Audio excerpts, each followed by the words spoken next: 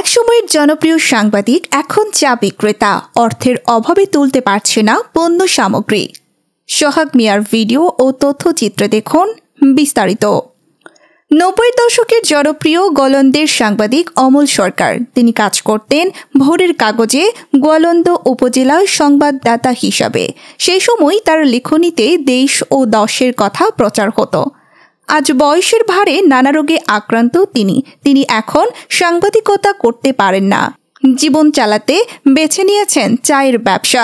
দোকানে পণ্য বলতে কিছুই নেই। বৃষ্টিতে প্রত্যেকটা বয়াম তার খালি।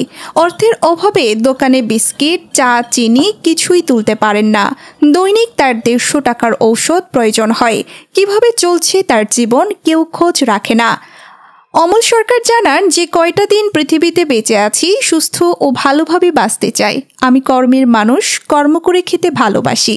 আমার চিকিৎসার জন্য অর্থ প্রয়োজন ও দোকানের মালামাল প্রয়োজন। মানবিক সহযোগিতা পেলে উপকার হতো। স্থানীয় সচেতন সমাজ জানান, প্রবীণ সাংবাদিককে মানবিক মানুষগণ সহযোগিতা করলে হয়তো তিনি পৃথিবীতে ভালো থাকবেন। আমার প্রতিদিন এখন প্রায় ১৫০ টাকার মতো ওষুধ লাগে। হাত পাও অবশ হয়ে আসে। আমাদের গোয়ালন্দ হাসপাতালের আরএমও সাহেব শরীফুল ইসলামকে আমি দেখিয়েছিলাম এবং অনেক টেস্ট করেছে। তিনি ওষুধ লিখে দিয়েছিল।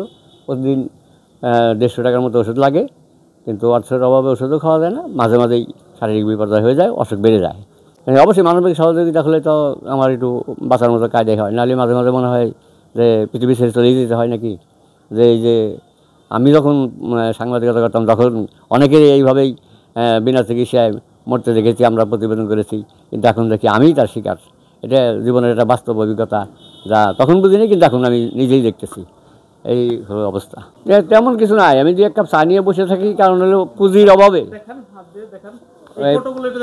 এই যে পুঁজির অভাবে, টাকার অভাবে কিছু তেমন একটা কিনতে পারি না। এই কারণেই যেখানে যা বেচা কেনা হয় তাতে আমার খরচই চলতে চায় না। এই অর্থের অভাবেই আমি এখন নিজেই বাঁচতে পারতেছি না এবং চলতে পারতেছি না। কারণ পুঁজি থাকলে দেখা গেল যে জিনিসপাতি বেশি করে উঠে 2 পয়সা কামাই করা যেত, 2 পয়সা আর্নিং করা যেত, কিন্তু এখানে তো সেই অবস্থা নাই। আমি যখন ভোরের কাগজে কাজ করতাম তখন এই এলাকায় অনেকের সাথে পরিচিত ছিলাম এবং অনেক গ্রাম বাংলা এবং বিভিন্ন সমস্যার নিউজগুলো আমি তুলে ধরতাম এবং দেশের প্রতিচ্ছবি আমি তুলে ধরতাম। এই এলাকার গণমানুষের উন্নয়ন এবং মানুষের চিত্র সব কিছুই আমি তুলে ধরতাম। ওই সময় বিভিন্ন বড় বড় প্রতিবেদন ছাপা হতো আমার। এক সময় আমার বিভিন্ন ফিচার ছাপা হতো, অনুসন্ধানী রিপোর্টও ছাপা হতো। কিন্তু কালক্রমে আস্তে আস্তে নিজের শারীরিক ভারসাম্য হারিয়ে যায়, বয়স বাড়তে থাকে। একসময় ভোরের কাগজের বিপর্যয় হয়ে যায়।